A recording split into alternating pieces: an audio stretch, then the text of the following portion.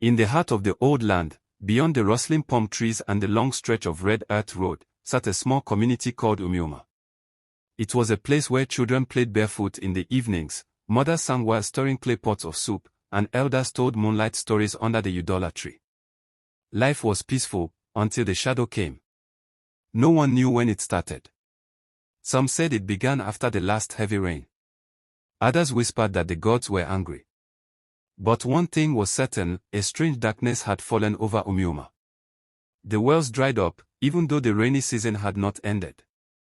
Pregnant goats miscarried. Farmers woke to find their crops withered overnight.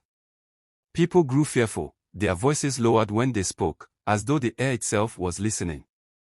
And then came the worst of it, children stopped laughing. The younger ones cried in their sleep, trembling, pointing into corners where no one stood. The elders prayed, offered sacrifices, chanted old incantations, but nothing worked. Fear became a living thing in Umuoma. One evening, as the sun melted behind the hills, 12 men gathered in the compound of the oldest elder, Papa Nwokike. A small fire burned at the center, crackling softly. "We cannot continue like this," one man said. "The gods have turned their backs on us," another whispered. But Papa Nwokike shook his head. His white beard glowed in the firelight. "No," he said slowly. "This is not the work of the gods.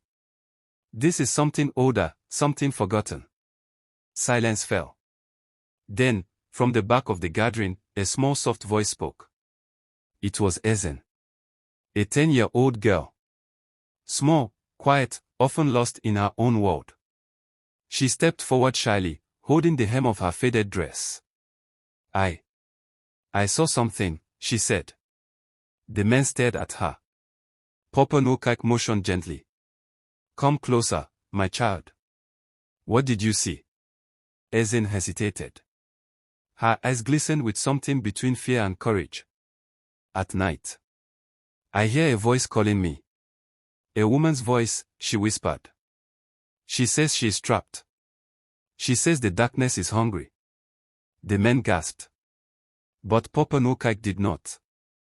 His brows tightened as though her words confirmed something he already suspected. "Where do you hear this voice?" he asked. "Beside the great cotton tree." The men shook their heads instantly. No one went near that tree. Not since the shadow began. "That tree is cursed," one man said. But Ezinne looked up, her eyes steady.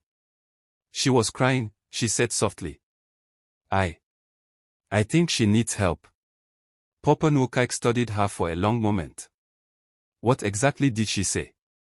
Ezinne swallowed. "She said, 'Free me before the darkness consumes your people.'" A cold wind swept across the compound. The next morning, the entire village stood watching as Ezinne, armed with nothing but her innocence and a small woven amulet from the elder, walked toward the ancient cotton tree. The sky was heavy. Birds refused to sing. The villagers kept their distance, whispering prayers. As Ezinne reached the tree, she felt it, a thick, suffocating presence, like sadness soaked into the earth. Then she heard it. A faint cry. "Child, you came." Ezinne froze, her heart pounding, but she stepped forward. "Who are you?" she asked. "My name is Edeora," the voice answered. "Long ago, I protected this land. But when the people forgot the old ways, a shadow took my place. I have been trapped beneath this tree for many seasons." Ezinne's hands trembled. "What do you want me to do?" The tree groaned. Its massive roots pulsed faintly with light. "Touch the root," the voice said. "Speak my name. Call me back." Ezinne hesitated. The air turned cold. A whisper, dark, angry, slithered through the grass. "Leave," it hissed. She stepped back, frightened. The darkness around the tree thickened, swirling like smoke. But then she remembered something her late mother used to say. Courage is not the absence of fear. It is walking through fear with faith.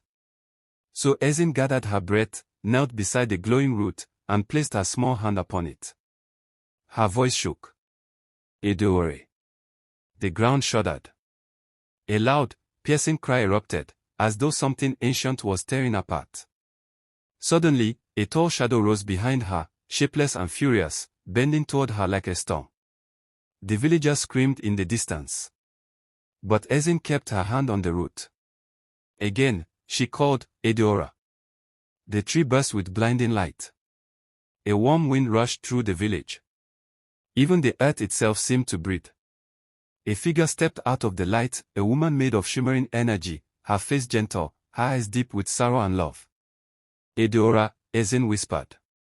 The guardian spirit bowed to the small girl. You have freed me, she said. Your courage has awakened the ancient protection of this land. She turned to the darkness still riding nearby. Her voice became thunder. You shall not feed on them again. The darkness shrieked, swirling, twisting, fighting back, but the light swallowed it whole. And just like that, it was gone. The sky cleared. The wind softened. A new smell filled the air, freshness, like rain after harmattan. Ezinne collapsed to her knees, exhausted but safe. Edeora placed a glowing hand on her back. Rise, child.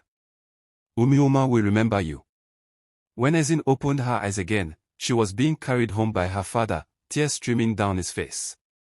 The entire village followed behind, singing her name, lifting praise to the heavens. That night, for the first time in many months, children laughed again. Women cooked with joy. Men told stories with bright eyes.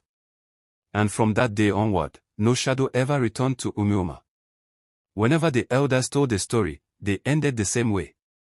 A child saved us, not with strength, not with power, but with a heart pure enough to hear the cry of a forgotten spirit. And Ezinne grew up knowing one truth. That even the smallest light can chase away the deepest darkness.